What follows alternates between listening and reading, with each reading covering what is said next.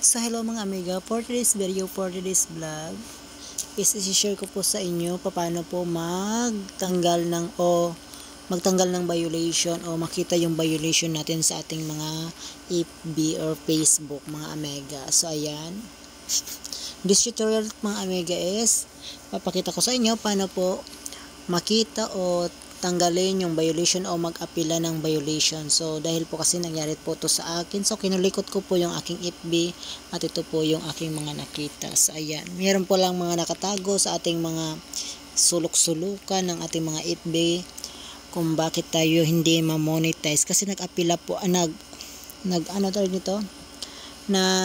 po kasi ako guys sa aking stream ads at hindi po ako natanggap dahil po ay may violation ako guys. Ayan. So ngayon guys, papakita ko sa inyo paano makita yung mga violation na nakatago guys at paano ito ma-delete natin ng shortcut. So ayan. Punta kayo dito sa inyong guys, sa taas, dito sa gilid. Ito may tatlong guhit na logo ng inyong profile. Ito, ayan. Ito. And then pagkatapos mga amiga is punta kayo sa baba. Then click nyo ito yung help and support. Ito guys. Ayan. Pagkatapos nyan makikita nyo is may option na naman mga amiga. So ayan. I-click nyo itong support inbox mga amiga. So ayan. So dito mga amiga, makikita nyo po dito mga amiga yung mga violation ng mga nakatago mga amiga.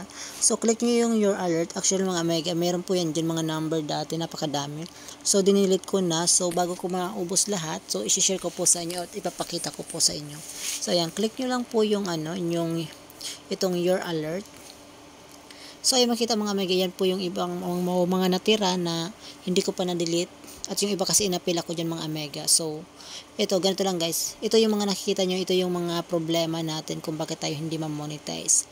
So, gagawin natin mga amiga is i-delete po natin yung mga video na copyright mga amiga. So, hindi ko na natin to i-apila. So, click nyo lang mga amiga. Halimbawa ito guys, amiga, ito nasa gitna. Click nyo lang guys. So, ayan, punta kayo sa pinakababa and then see details. And then, i-continue lang mga amiga, continue. So ayan. So ayan. Continue again mga amiga. Then continue ulit. Then mga amiga, dito may tatlo dito mga amiga. So accept changes. Pwede nyo i-click yan. Or submit dispute. So pwede nyo po yan i-submit dispute. Ibig sabihin guys, dun sa mga na-copyright claim, so i-dispute po nyo guys or i-mute po nyo guys yung sound. So dito naman sa remove video, so ang gagawin ko dito guys is remove video na lang tayo.